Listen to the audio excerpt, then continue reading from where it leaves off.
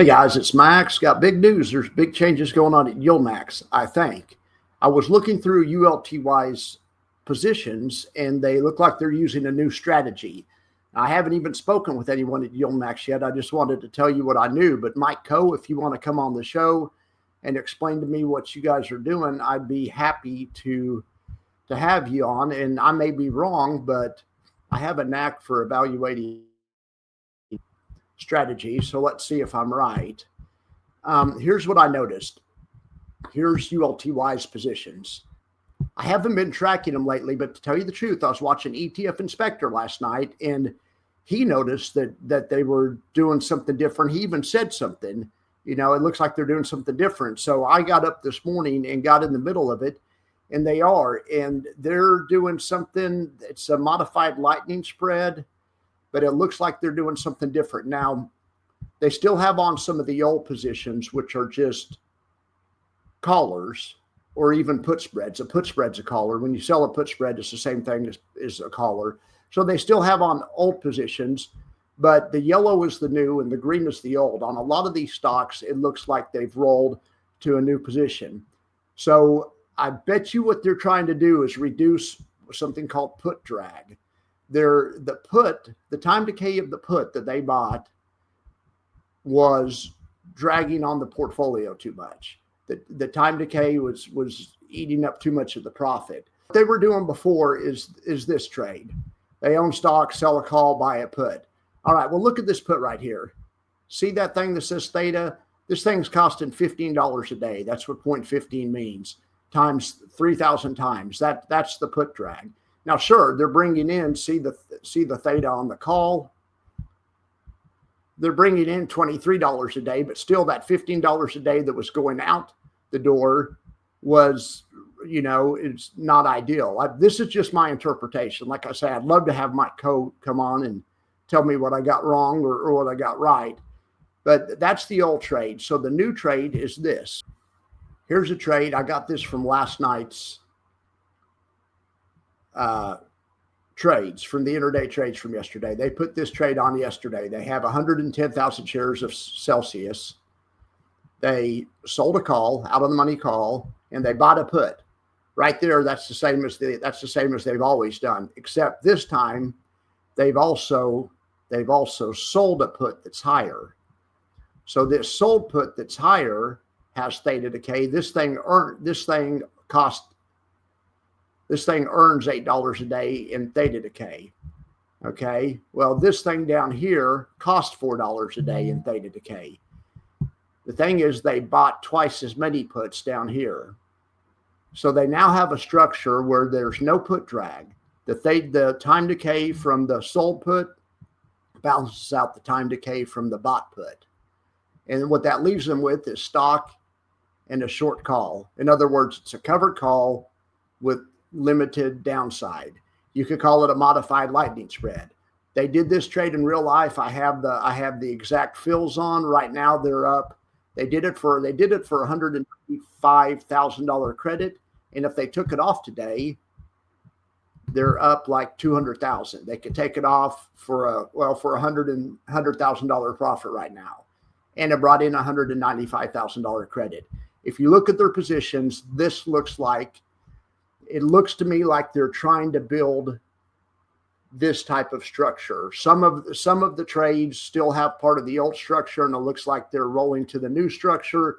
I'll keep an eye on it. You can bet your butt the second it comes out, the intraday trades come out, I'm going to download them and evaluate every one of these. I'm very interested in this kind of stuff. And remember, I could be wrong. And also, I'm not saying go out and get this or whatever. I know a lot of people haven't been happy with ULTY. That's fine. I just want to keep my subscribers and watchers, in the know. And it looks to me like they're doing something different. I'd say this also. Go watch ETF Inspector. That guy has such attention to detail. He follows every penny. In fact, I'm going to watch him tonight and see if he noticed some things that I didn't notice. But it looks to me, as far as where I have yellow on this sheet, is where the new structure, the different structure. I don't even know what to call it. Honestly, it's like a covered strangle, but that's not even right. It's just a modified lightning spread. Let's just call it a modified lightning spread. But basically, the long and the short of it is the put they were buying for protection was costing them too much money. So now they're selling a higher put up to finance the downside protection. So it should have less put drag. Now, does this mean it'll start going back up right away? Well, I mean, it still needs the market to go up. We still need the market to go up. But remember this, if you listen to the Wolf Spaces show today, Mike Coe was on, and he was talking also there. He didn't say anything about this. This is just me inferring this. Like I say, Mike, if you'd like to come on, you know my number. Hit me up an email and I'll get you scheduled. But in all seriousness, he was saying that they're also going to broaden out the number of stocks they have in here to reduce the concentration. So I'm thinking maybe go from 20 to 30.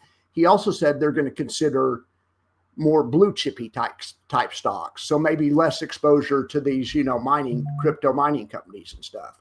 So I think between the changes to the portfolio and with the new type of option overlay strategy, I think it's going to be, a different fund. Now we'll see how it does.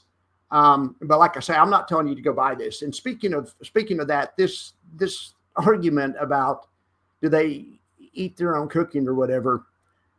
Look, I did this for a long time, financial planning, wealth management.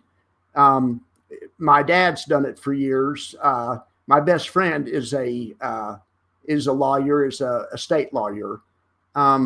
And I've helped people plan their estates. When you reach a certain level of wealth, it would be financial malpractice to have assets in your own name. It's usually you put your assets in a charitable remainder trust, a revocable trust, or an irrevocable trust. That's just finance 101. I just asked Grok what how much money under management Zega Financial has. Well, it has 2.6 billion. Okay, the advertised rate is to manage money is 1%, but they don't always get that. They'll take less.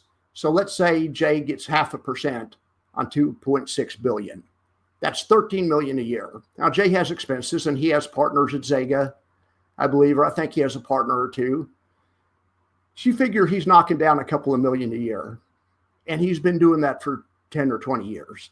When you reach that level of wealth, it'd be malpractice to carry stock in just your name like that. The other thing is for the older generations, boomers especially, and Gen X, you don't talk about how much money you have.